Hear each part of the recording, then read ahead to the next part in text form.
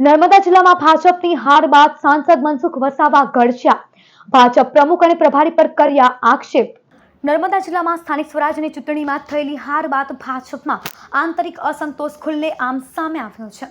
હારના મનોમંથન કાર્યક્રમ દરમિયાન આપેલા ભાષણનો મનસુખ વસાવાનો વિડીયો સોશિયલ મીડિયા પર વાયરલ થયો છે, જેમાં તેમણે જિલ્લા સંગઠન અને કેટલાક પદાધિકારીઓ સામે કડક શબ્દોમાં નારાજગી વ્યક્ત કરી હતી।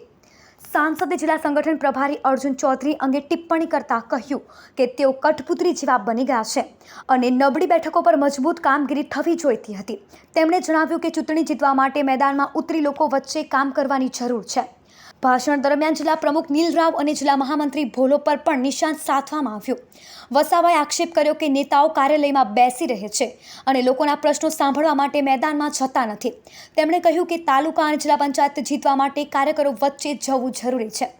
સાંસદે વધુમાં કેટલાક નેતાઓ પર વિરોધી તત્વો સાથે સાંઠગાંઠ હોવાના સંકેત આપ્યો અને જણાવ્યું કે ચેતર એન્ડ કંપની સામે લડવાની ક્ષમતા ન હોય તો પદ છોડવું જોઈએ। સાથે જ તેમણે 2027ની ચૂંટણીને ધ્યાનમાં રાખીને સંગઠનને અત્યારથી જ મજબૂત બનાવવા પર ભાર મૂક્યો છે। વિડીયો વાયરલ થયા બાદ જિલ્લા સંગઠન પ્રભારી અર્જુન ચૌધરીએ પ્રતિક્રિયા આપતા જણાવ્યું કે તેમને મનોમંથન બેઠકમાં બોલાવવામાં આવ્યા ન હતા, જે દુઃખની બાબત છે।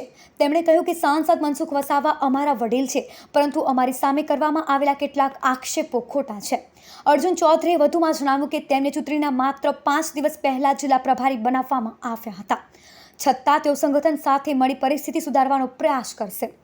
એક પણ દિવસ એવું નથી કોઈ પ્રમુખનો ફોન આવે કે મહામંત્રી કે પ્રભારી અર્જુન ચૌધરી કઠપુતળી જેવો, એટલે કઠપુતળી જેટલું નતા એટલું કામ કરવાવાળો। જિલ્લાના ટીમની એની જવાબદારી છે કે મને મોકલવો છે કે આ સીટ નબળી છે, આ જિલ્લા સીટની છે કે આ વિસ્તાર નબળો, ત્યાં મને મોકલવું જોઈએ। આ બધા ઘણા બધા અને ઉમેદવારો આપી દીધો વાંધો ને ભાજપ ને જીતવા માટે કોઈ નીકળ્યો છે, જિલ્લા પ્રમુખ નીકળ્યા છે કોઈ દિવસ? કોઈ મને બતાવે ફોટો કે જિલ્લા પ્રમુખ નીલભાઈ રાવ કોઈ જગ્યાએ જિલ્લા પંચાયતના ઉમેદવારને જીતવા માટે કોઈ સભા કરી છે? એમના 3 મહામંત્રી છે, તમે બહુ સારો શબ્દ વાપર્યો, 10 વાગે ઉઠે અને ઉઠીને સીધા એસી કાર્યાલયમાં જતું રહેવામાં, આખો દિવસ ત્યારે ફોન પર બધું ટીચિંગ કર્યા કરવાનું બધું, કોઈ મહત્વના નિર્ણય લેવા હોય તો અમને તો પૂછો। પ્રમુખ એસી ઓફિસમાં બેસી રહે, મહામંત્રીઓ એસી ઓફિસમાં બેસી રહે, તો કઈ રીતના તાલુકો જિલ્લો જીતવાનો છે ભાઈ? કઈ રીતના જીતવાનું? કે ધારાસભ્ય આવો પ્રકારનો ગુનાહિત કૃત્ય વાળો છે, આટલા ગુના, એ મેં માહિતી આપી છે જિલ્લાના લોકોને। આ જ માહિતી લઈને તમે ગામડે એક બૂથ પર ગયા હોત, તાલુકાના જિલ્લાના સંગઠનના લોકો, તો આ સ્થિતિનું નિર્માણ ના થયું હોત।